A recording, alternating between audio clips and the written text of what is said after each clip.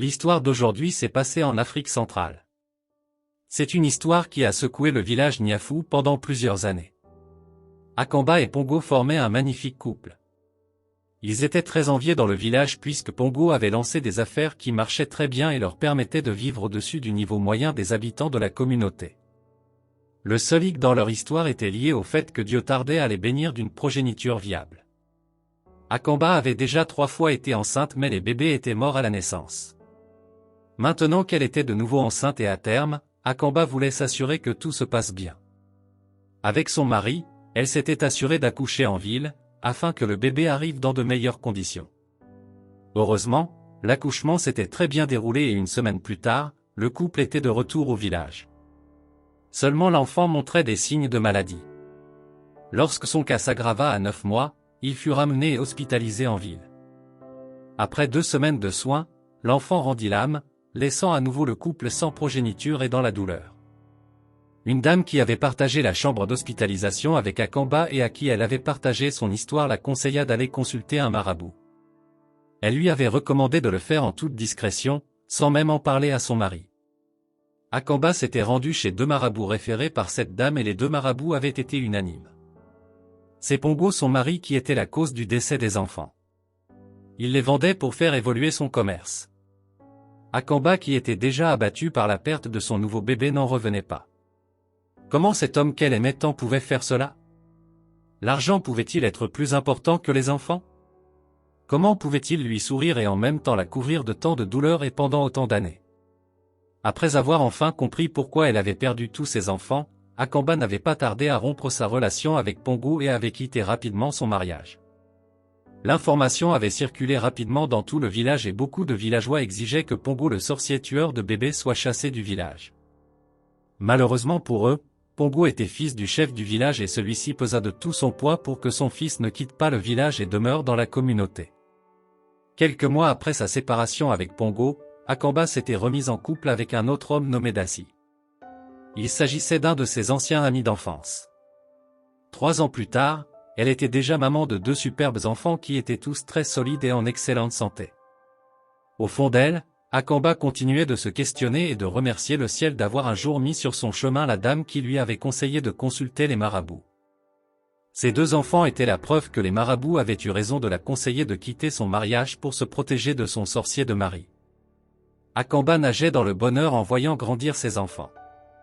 Cependant, Pongo vivait un véritable calvaire. Il se disait qu'il faisait face à son karma. Devant toutes les preuves de sorcellerie qui s'accumulaient notamment avec les enfants de Akamba qui se portaient à merveille, Pongo était de plus en plus marginalisé. Lorsque même sa propre famille commença à l'éviter, il quitta le village pour s'installer en ville. C'est ce qui lui permit de prolonger un peu son existence sur la terre. Il ne remit les pieds au village que 5 ans plus tard, lors des obsèques de son père. Lorsque les villageois le revirent pendant le deuil de son père, et après ces 5 années d'absence, ils furent surpris de constater que Pongo s'était marié en ville et avait 2 jolis enfants très solides et pleins de vie.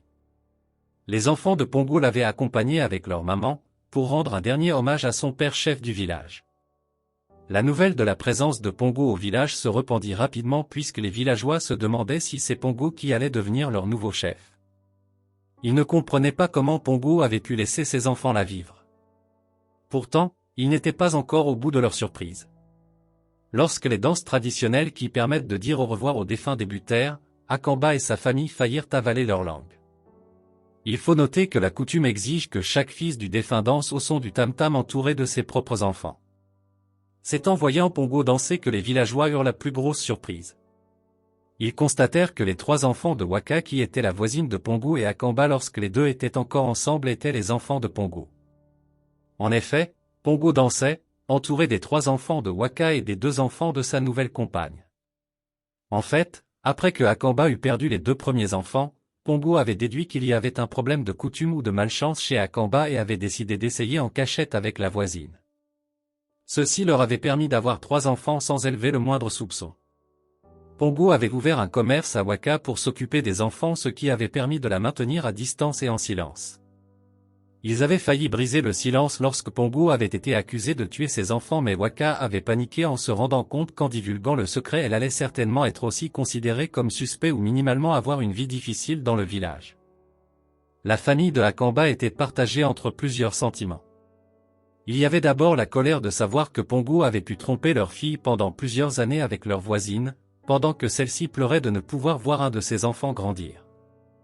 Ensuite il y avait la colère de savoir que la voisine faisait des enfants avec le mari de leur fille dans son dos, pendant que le mari vendait les bébés de Akamba pour faire les affaires. Ils comprenaient maintenant pourquoi Waka était aussi dans le commerce. Pourtant ils avaient toujours du mal à comprendre pourquoi Pongo à l'époque vendait uniquement les enfants de Akamba sans toucher à ceux de la voisine. C'est le petit frère de Akamba, qui revenait de l'étranger où il avait passé plusieurs années à étudier la médecine, qui fut le premier à inviter sa famille à se poser d'autres questions. Il avait des doutes sur la sorcellerie attribuée à Pongo. Il faut noter que Pongo avait toujours été bon et c'est d'ailleurs grâce à lui qu'il avait pu aller étudier à l'étranger. Le petit frère de Akamba profita du fait que toutes les parties étaient présentes au village pour les inviter à quelques investigations. Pongo s'y était prêté avec beaucoup de joie. Il était content de savoir qu'il y avait encore au moins un membre de la famille de son ex-femme qui ne craignait pas de l'approcher.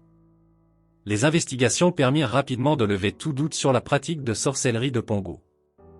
En effet, ces résultats des examens de sang permirent de comprendre qu'il y avait incompatibilité de sang entre Akamba et Pongo. Les enfants de Akamba n'étaient donc pas morts à cause de la sorcellerie de leur père, mais à cause de malformations sanguines héritées de leurs parents. Ces malformations qui affectaient les globules rouges étaient la cause des décès des enfants.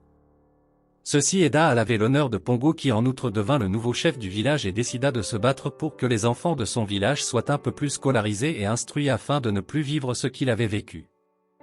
Cette histoire nous montre combien il est important pour les Africains de faire des examens pour connaître leur sérologie avant le mariage ou avant de décider de faire des enfants. L'histoire nous questionne aussi sur la facilité qu'ont certaines personnes à relier toute problématique de procréation au mystique. Aussi on note que les hommes ont une facilité à aller essayer à côté dès qu'il y a une difficulté de conception dans leur couple, même si très souvent le problème peut venir de leur côté. Que t'inspire cette histoire? Connais-tu des situations similaires dans ta communauté? Quels conseils donnerais-tu aux jeunes pour éviter de vivre ce genre de stress?